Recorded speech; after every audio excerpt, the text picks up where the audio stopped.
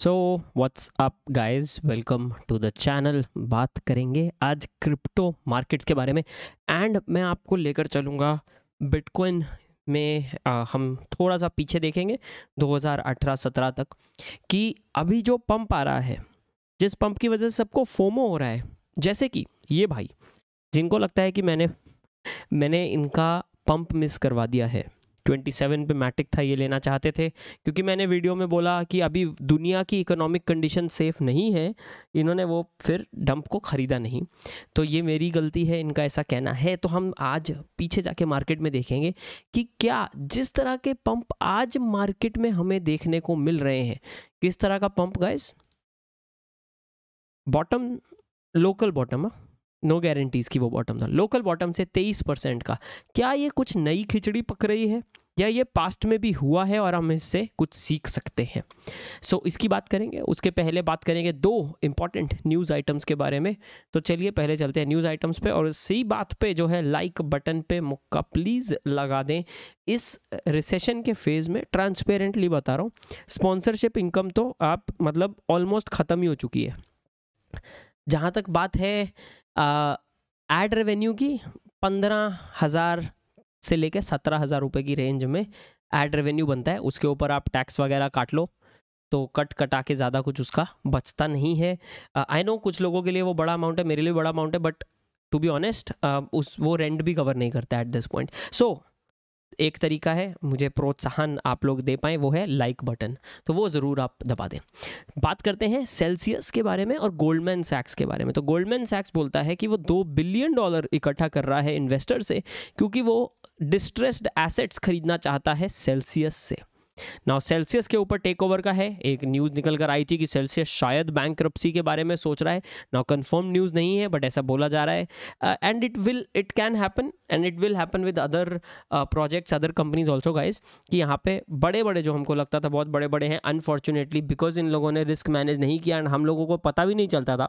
हम लोगों को तो फ्रंट ही दिखता है, उस एंगल से तो बहुत अच्छी इमेज है इनकी, पर बैक एंड बिकॉज हम लोग नहीं देख पाए, यहाँ पे ये गड़बड़ यहाँ पे क्रिएट हो रही है। सेल्सियस के पास $8 बिलियन लेंट आउट था क्लाइंट के पास, और $12 बिलियन के एसेट अंडर मैनेजमेंट थे मई में ये साल के, और 12 जून को इन्होंने यहाँ पे बंद कर दिया है।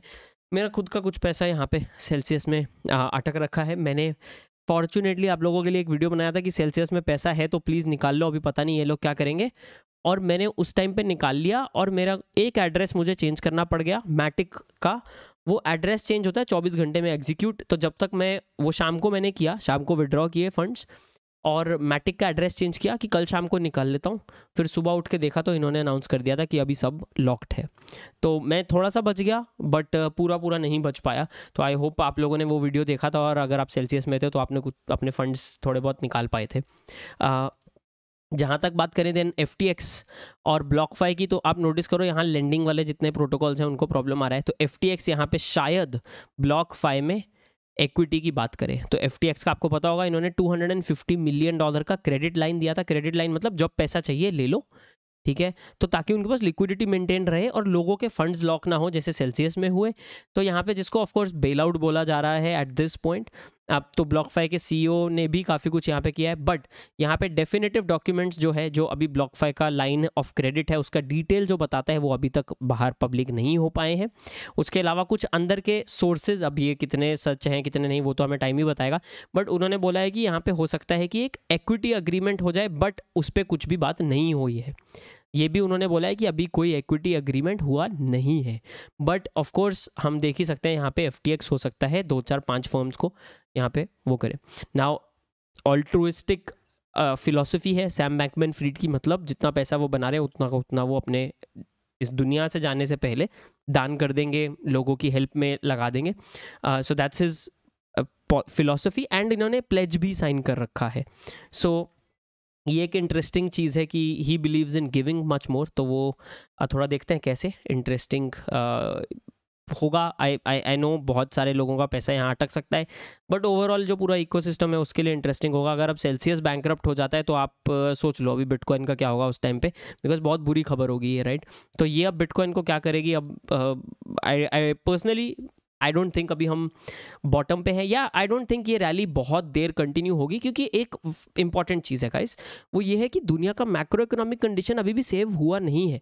हम 23% लोकल बॉटम से अब ज़रूर होंगे। अब क्या ये मुझे पता है कि यही बॉटम था? नहीं, हो सकता है नीचे हो, 13 14 हज़ार 12 हज़ार वाला लेवल हो सकता है यही बॉटम था, ये तो किसी को पता नहीं है, पर हम सेफ खेल सकते हैं। तो इस तरह के स्ट्रॉन्ग सपोर्ट्स पे मैंने हमेशा बोला है कि 10 पार्ट्स में DCA करना अगर आप चाहते हो लॉन्ग टर्म के लिए, सिर्फ बिटकॉइन इथीरियम अभी सेफ होते हैं, ऑल्ट कॉइन्स भी निचोड़ सकते हैं।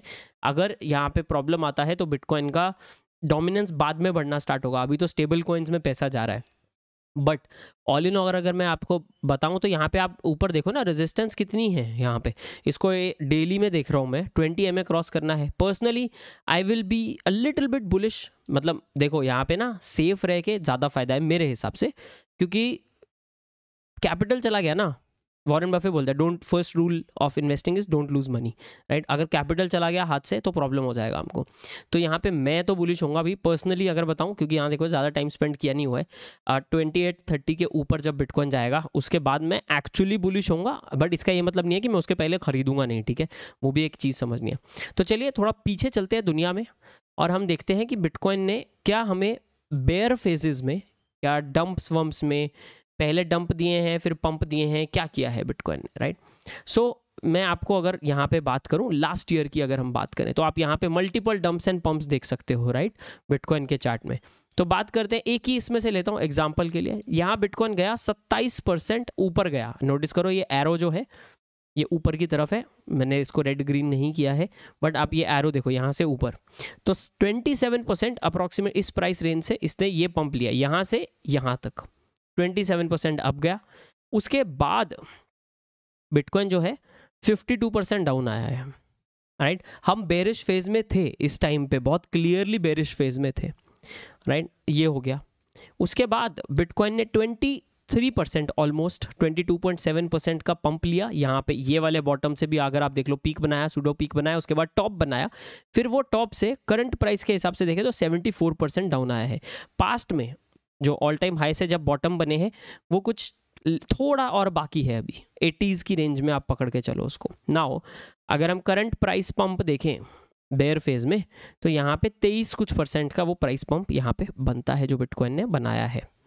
करंट प्राइस भी अगर मैं देखूँ, करंट नहीं देख रहा हूँ वैसे, दूसरे विक्स देखने हैं वैसे तो दूसरा विक भी देखूँ 22.59 आता है, करंट प्राइस देखूँ तो अबाउट 21.3% आता है। सो ये 20 इनफैक्ट 30 से 40% के पंप्स हमें पिछली बार भी देखने को मिले थे। कब? 2020 की बात कर लेते हैं, ठीक है गाइस। 2020 में हमें बिटकॉइन ने क्या दिया है, अब ये देखते हैं। दिया क्या है बिटकॉइन तूने मेरे को? पंप और डंप। तो यहाँ से बिटकॉइन बिफोर 2020 डंप हैपन ना, अब हम बात कर रहे हैं यहाँ पे 19 दिसंबर 2019 की। 19 दिसंबर 2019 के बाद से 13 फरवरी 2020 हमें 63% का पंप मिला। उसके बाद हमें जो है 63% का डंप देखने को मिला और हम वो डंप से वापस आए ऊपर। उसके बाद हमें जो है बिटकॉइन में ये खत्म हो गया। आप बोलो यार ये तो अब पैंडेमिक की वजह से था, ये किसी को नहीं मालूम, ठीक है कोई बात नहीं, वही ले लेते हैं। उसके बाद हमें जो है बिटकॉइन से 40% का पंप देखने को मिला, यानी कि ये बात है 27 जून 2020 से लेके 17 अगस्त 2020, 2 महीने का पीरियड है अप्रॉक्सीमेटली, ठीक है। ये 2 महीने में हमें 40%, 41% का पंप देखने को मिला और उसके बाद 22 ऑलमोस्ट % का डंप देखने को मिला। उसके बाद हमें बड़ी एक रैली बिटकॉइन में देखने को मिली। उसमें भी अगर मैं आपको ये कैंडल्स दिखाऊं तो यहाँ आप नजराना जो है देख सकते हैं कि बिटकॉइन 16% नीचे आया था, राइट। उसके पहले भी अगर मैं आपको बताऊं तो बिटकॉइन ने क्या किया है, ये देखो यहाँ से, माय बैड गाइस, थोड़ा सा यहाँ गड़बड़ हो रहा है। यहाँ से बिटकॉइन ने हमें दिया अप्रॉक्सीमेटली 22% का पंप। उसके बाद हमें, और मैं ये बोल नहीं रहा हूँ कि ये बेयर फेज था, ये तो बुल फेज ही स्टार्ट हो गया था, पर 12% का डंप। बट ठीक है, अब अपन बात करते हैं 2017-18 के बेयर मार्केट के बारे में, ठीक है। तो 17-18 में क्या हमें देखने को मिला है बिटकॉइन में? 17-18 में गाइज अगर मैं बात करूँ, आपको पंप की बात करूँ मैं, पंप की, ठीक है, तो बिटकॉइन ने ये वाला प्राइस लेवल है, ये जो कैंडल है, ये मैंने विक यहाँ से लिया है, यहाँ से इस पॉइंट तक, मैं ऑल टाइम हाई भी नहीं ले रहा हूँ, ठीक है। ऑल टाइम हाई से हम नीचे आने लग गए ना, इसका मतलब यहाँ पे थोड़ा सा जो है सेल ऑफ पीरियड स्टार्ट हो गया है। 23 दिसंबर 2017 से लेके 7 जनवरी 2018, बस इतना सही दिन है, ज़्यादा दिन नहीं है ये। यहाँ से लेके यहाँ तक हमें दिया 54% का पंप, 54 गाइस, ऑलमोस्ट 55%। फिर बिटकॉइन ने हमें 100% का पंप भी दिया है यहाँ से, राइट, ये वाले प्राइस पॉइंट से यहाँ तक 100 डबल हुआ बिटकॉइन। पर अगर हम फिर उस फेज में देखें, ऑल टाइम हाई से बिटकॉइन कहाँ गया है, बेयर फेज था तो 100% का पंप देखने को मिला, बट एक्चुअली उसके बाद हम बेयर फेज में 83% डाउन गए थे। और अगर मैं इसी 100% पंप वाले लेवल के बाद में बॉटम की अगर आपके साथ बात करूं, अप्रॉक्सीमेट बॉटम की बात की करूं भी, तो भी टॉप से नहीं करूं तो भी 73% का डंप है। और राइट, ऐसा ही आप हिस्ट्री देख लो, चाहे आप S&P की हिस्ट्री देख लो, चाहे इंडियन मार्केट निफ्टी की हिस्ट्री देख लो, बेयर मार्केट्स में पंप्स आते ही आते हैं, वो ज़रूरी होते हैं। ज़रूरी क्यों होते हैं, अब साइकोलॉजिकली हमें ये चीज़ समझ में आ सकती है। कैसे, देखो यार, इतना टाइम पीरियड है, लंबा टाइम है जिसमें नेगेटिव नेगेटिव नेगेटिव चल रहा है। एक पॉइंट के बाद दो चीज़ें होने लगती हैं गाइस। नंबर 1, लोग बोलते हैं बस यार अब तो हो गया यार, और कितना ही बॉटम आएगा, कितना पीस लिया मार्केट ने हमें, डालो पैसा, राइट, ये होती है एक। दूसरा पॉइंट होता है कि लोग बोलते हैं यार कितनी ही खराब न्यूज़ आ सकती है, अभी इंटरेस्ट रेट इंक्रीजेस आ जाएंगे, मैं 2022 की बात कर रहा हूँ, लोग बोलेंगे 3 इंटरेस्ट रेट इंक्रीज आ सकते हैं, अब तो प्राइस इन हो गया होगा यार सबका सब, राइट। वो बोलेंगे वॉर, चलो वो भी प्राइस्ड इन है, तो मतलब बॉटम आ गया। यहाँ पे लोग फंस जाते हैं। क्रिप्टो में स्पेशली गाइस, क्रिप्टो में तो पंप कराना बहुत ही आसान है। ये आप मुझे बताओ, बिटकॉइन में ना एक्चुअली देखा जाए तो ज़्यादा बिटकॉइन नहीं लगते, 1,500-2 हज़ार बिटकॉइन लगते हैं मार्केट हिलाने में। 1,500-2 हज़ार बिटकॉइन हम लोगों के लिए बड़ी बात है, बहुत, ठीक है, हम लोग शायद ज़िंदगी में इतना पैसा ना देख पाए, पर हम बात कर रहे हैं वेल्स की, जो एक एक ट्रेड 1,000 बिटकॉइन का लेते हैं, राइट। एक वेल है वो 500-600 बिटकॉइन ऐड करता है डेली, 500 बिटकॉइन 500 बिटकॉइन 500 बिटकॉइन, फिर 700-800 भेज देगा प्रॉफिट पे। हम उन लोगों की बात करें, उनके लिए कितना आसान है, यहाँ पे खरीद लो थोड़ा सा, लोग खुश हो जाएंगे, पंप कर लेंगे, प्रॉफिट बुकिंग कर दो, बात खत्म कर दो, राइट। ये एक इंपॉर्टेंट फैक्टर हमें रियलाइज करना है कि यहाँ पे मार्केट में चल क्या रहा है। ये क्या दोबारा रिटेल वालों को फंसाने की कोशिश की जा रही है, राइट, या अभी भी अगर हम देखें फंसाने की मान लो कोशिश भी नहीं की जा रही, ओवरऑल मार्केट क्या हेल्दी है, क्या आपको क्या लगता है? नाउ ऑफ कोर्स, क्या गारंटी है जो मैं यहाँ पे इतनी सारी बकर बकर कर रहा हूँ, इस चीज़ की कोई गारंटी है? नहीं, गारंटी तो नहीं है, ये मैं मेरा तुक्का लगा रहा हूँ, आप आपका तुक्का लगाओगे, तीसरा बंदा उसका तुक्का लगाएगा, कोई चौथा यूट्यूबर होगा वो अपना तुक्का लगाएगा, चाहे वो यूट्यूबर के 1 मिलियन सब्सक्राइबर हों, चाहे उसके 1,000 सब्सक्राइबर हो, सब अपना अपना तुक्का लगाते हैं। जिसका चल जाता है वो फिर बाद में आके वीडियो बनाता है, टेलीग्राम पोस्ट करता है, ट्विटर करता है, आई प्रिडिक्टेड, वो फिर वो राजा बन जाता है, भविष्यवाणी का एक्सपर्ट, राइट। मैं तो भविष्यवाणी में 5वीं क्लास फेल हूँ, तो मेरा तो कुछ है नहीं सीन, बट मैं आपको इतना बता सकता हूँ मुझे क्या लग रहा है, राइट। अब आपको क्या लग रहा है, आप उस हिसाब से डिसीजन लोगे। इसमें अगर आप ऐसा बोलते हो, जैसे ये भाई डेली के वीडियो में एक एक कॉमेंट करते हैं कि तूने मेरा डंप मिस करा दिया, अगर इनको लग रहा था कि इनको प्रॉफिट बनने वाला है तो इनके हाथ में चॉइस था, मेरे हाथ में ये चॉइस नहीं था कि मैं इनके लिए पैसा लगाऊं। मुझे जो लगेगा मैं वो आपके साथ शेयर करूंगा। अब आपको अगर वो सही लगता है तो आप उस पर डिसीजन ले सकते हैं, अगर आपको गलत लगता है तो आप उस पर डिसीजन ले सकते हैं, डिसीजन तो आपका है, करेक्ट।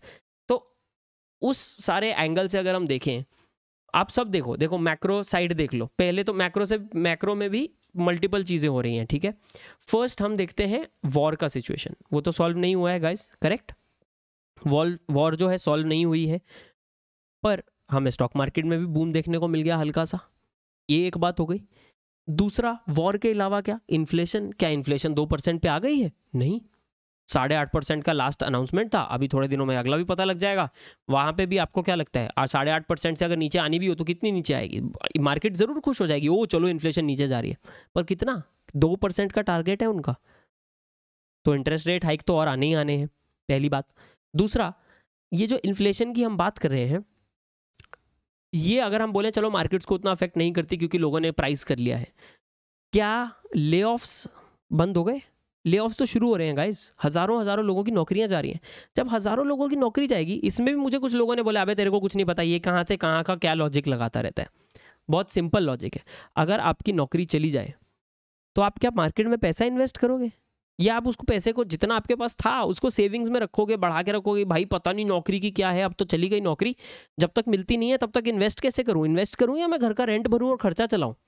तो जिस पॉइंट इसको बोलते हैं डिस्क्रेशनरी इनकम, जो एक्स्ट्रा इनकम होती है ना, जिसको लोग लग्जरी पे करते हैं। लोग बंदा क्या करता है, कॉफ़ी पीता है, जब ज़्यादा पैसा होता है तो स्टारबक्स की कॉफ़ी पीता है, तो वो जो बीच का इनकम आ गया ना वो डिस्क्रेशनरी इनकम में आ जाता है। फिर एक्स्ट्रा पैसा होता है तो बंदा इन्वेस्ट करता है, स्टारबक्स जाता है, डोमिनोज जाता है, या बड़े बड़े रेस्टोरेंट्स में खाता है। जब नौकरी चली गई तो इकोनॉमी अफेक्ट हो जाएगी, बिजनेसेस के रेवेन्यू कम हो जाएंगे, बिजनेसेस के रेवेन्यू कम हो गए तो उनको अपना प्रॉफिटेबिलिटी मेंटेन करना पड़ेगा, प्रॉफिटेबिलिटी मेंटेन करना पड़ेगा तो लोगों को निकालना पड़ेगा, मार्केटिंग स्पेंड खत्म करने पड़ेंगे, इसलिए स्पॉन्सरशिप्स नहीं मिलती हैं अभी, मतलब जो भी मिल रहा है वो प्राइस कम है। वही क्रिप्टो इन्फ्लुएंसर जो एक वीडियो का $2,000-$2,500 लेता था 4 महीने पहले, आज वो $800-900-1000 में भी काम कर रहा है। एंड मैं इंडियन इन्फ्लुएंसर्स की या मेरी बात नहीं कर रहा हूँ, मैं तो यूके के इंग्लिश स्पीकिंग इन्फ्लुएंसर्स की बात कर रहा हूँ, राइट? क्यों? क्योंकि इनकम जीरो हो गया है, अब पैसा काम चलाना है अब तो मार्केट में इन्वेस्टमेंट कम हो जाती है बेयर मार्केट्स में।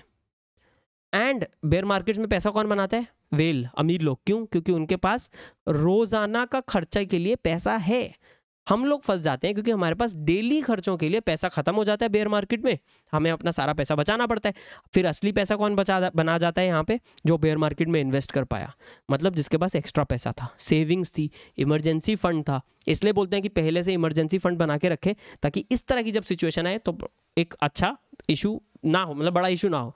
मैंने ये एक्सपीरियंस किया है, पैंडेमिक के क्रैश में मेरा income got to zero, almost zero. खैर मेरा मार्केटिंग का एजेंसी का जितना इनकम था दैट गॉट टू जीरो।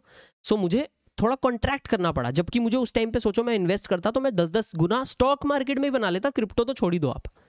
तो मैं जितना कर पाया अफोर्ड मैंने थोड़ा थोड़ा करके कर दिया। उसमें भी मुझे ये फ़ायदा हुआ, मैंने स्टॉक्स में तेजस नेटवर्क्स जैसी कंपनीज में 3x 4x बनाया, राइट? मैंने मिस किया ऑफकोर्स अदानी वगैरह, अदानी ग्रीन और ये सब, but that is fine. But मैं वो बहुत कम अमाउंट कर पाया, मैं लाखों डाल ही नहीं पाया, मैं तो हज़ारों डाल पाया बस उस टाइम पे। क्यों? मेरी इनकम जीरो हो गई थी, सेविंग्स बहुत ज़्यादा कोई थी नहीं, तो टेंशन था, राइट? घर पे भी प्रॉब्लम, कोविड और इसका, तो ये चीज़ आपको देखनी है। एंड ये सारे फैक्टर्स मार्केट प्राइस को अफेक्ट करते हैं और मार्केट क्या करेगी उसको अफेक्ट करते हैं। ऐसा नहीं बोल सकते वो अलग बात है, वो यार जॉब का क्या रिलेशन बिटकॉइन के प्राइस से, ऑफ कोर्स रिलेशन है। तो ये एंगल आपको सोचना है कि आपको क्या लगता है क्या होगा, उस हिसाब से आप डिसीजन यहाँ ले सकते हो। ये मेरा मानना है गाइस, ये मैं बड़े बड़े जो प्रवचन दे रहा हूँ ये मेरी थिंकिंग है। ये मैंने एटलीस्ट, मुझे फ़ायदा ये हो जाता है कि मैंने मैक्रो इकोनॉमिक्स और ये सब मेरे MBA के टाइम पे मैंने सीख लिया है मास्टर्स में, राइट? M1 मनी सप्लाई और ये सारी चीज़ें, तो मुझे थोड़ा सा ईजी हो जाता है समझना, बट दैट डजंट मीन कि आई एम राइट। आपको आपके हिसाब से सोचना है, आपको क्या लगता है आप मुझे नीचे ज़रूर बताएं कमेंट्स में आपको क्या लगता है। तो ये था वीडियो आज का रैंट और ये मेरा एकदम प्रवचन बड़ा वाला। होप ये प्रवचन आपको अच्छा लगा हो। अगर लगा है तो as always guys like button पे मुक्का ज़रूर मारें एंड सब्सक्राइब करना मत भूलें। मैं मिलता हूँ आप लोगों को अगले वीडियो में, तब तक के लिए take care and play safe in the markets guys.